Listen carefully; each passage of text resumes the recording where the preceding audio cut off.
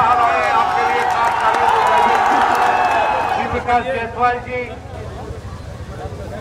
रशीद मसूद जी, Rita Bahuguna Joshi ji, Pramod Tiwari ji, Jitin Prasad ji, Lewis Khurshid जी, शकुंतला देवी जी, उमेद सिंह कश्यप जी, आफ्ताब हुसैन जी, Congress party के हमारे सब कार्यकर्ता भाइयों और बहनों, आप सबका यहाँ बहुत बहुत स्वागत, नमस्कार। शुरू करने से पहले माफी मांगना चाहता हूं, बहुत देरी हो गई।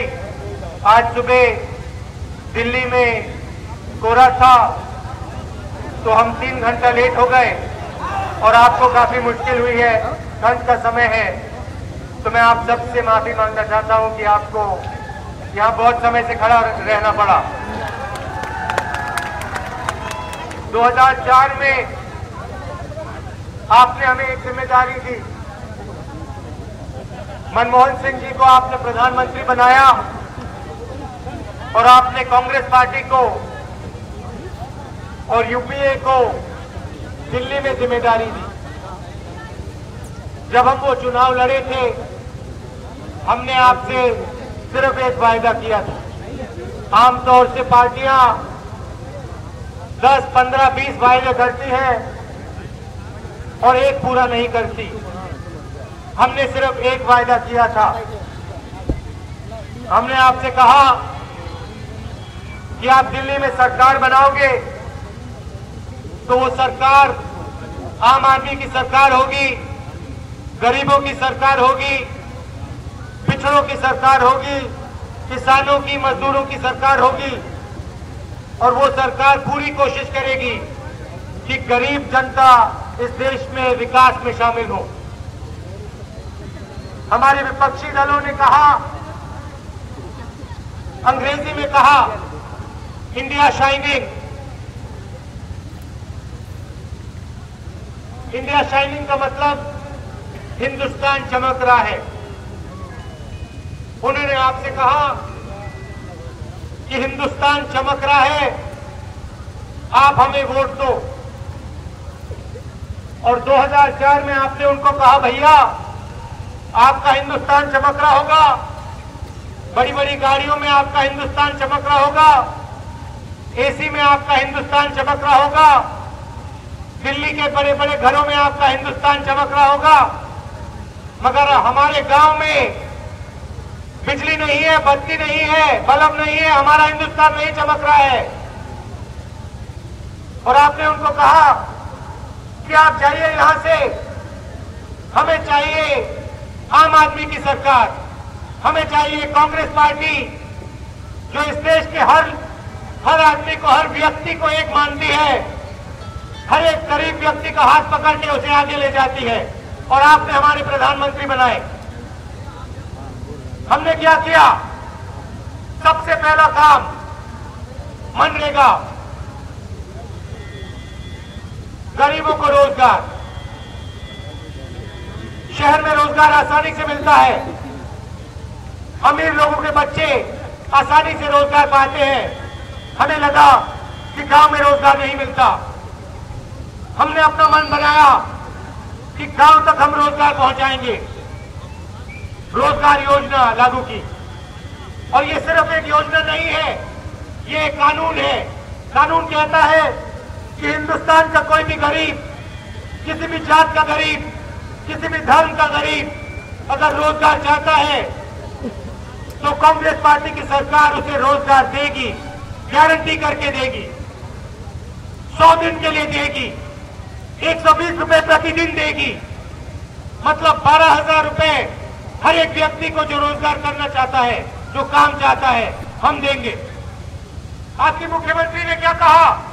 ऐसे स्टेज पे खड़ी हुई और उन्होंने कहा मनरेगा से किसी को फायदा नहीं होता। गांव में नहीं गई, आपसे बात नहीं की, बड़े से स्टेज से कह दिया, इश्तेहार दे दिए कि मनरेगा से किसी को फायदा नहीं होता। आप जाइए, आंध्र प्रदेश जाइए, केरल जाइए, हरियाणा जाइए, दिल्ली जाइए, असम जाइए, किसी भी प्रदेश में जाइए जहां कांग्रेस पार्टी की सरकार है, गांव में पूछ लीजिए मनरेगा से क्या फायदा होता है। गरीब जनता आपको बताएगी मनरेगा से हमें इज्जत मिली, मनरेगा से हमें इज्जत मिली, मनरेगा से हमें रोजगार मिला।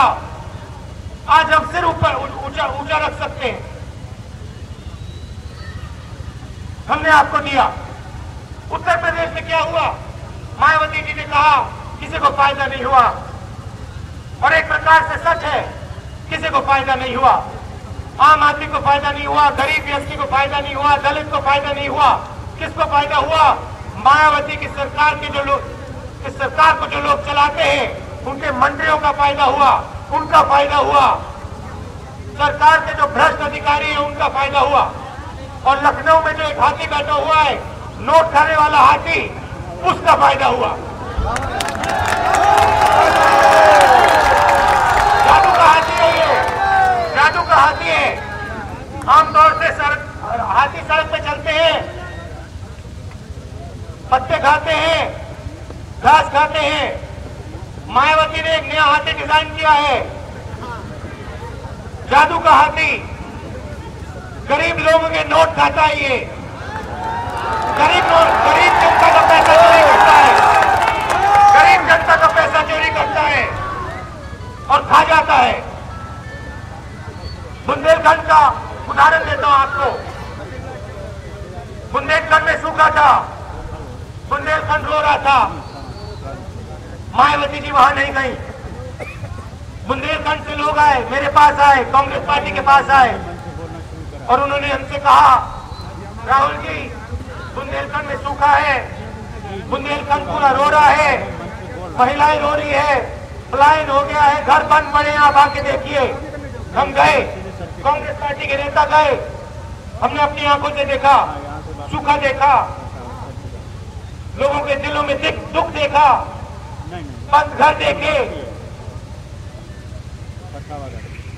दिल्ली गए, दिल्ली में हम प्रधानमंत्री जी के पास गए, बुंदेलखंड से डेलीगेशन ले गए। हमने कहा प्रधानमंत्री जी बुंदेलखंड में सूखा है, उत्तर प्रदेश की सरकार उनकी सुन नहीं रही है, मुख्यमंत्री जी वहां गए भी नहीं, आप इनकी मदद करिए।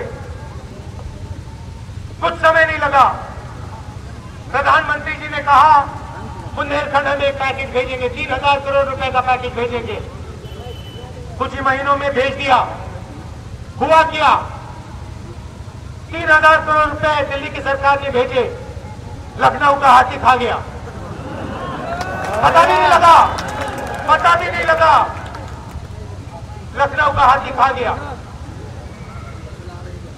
बुंदेलखंड की जनता आई, उन्होंने हमें कहा कि देखिए लखनऊ का हाथी हमारा पैसा खा गया।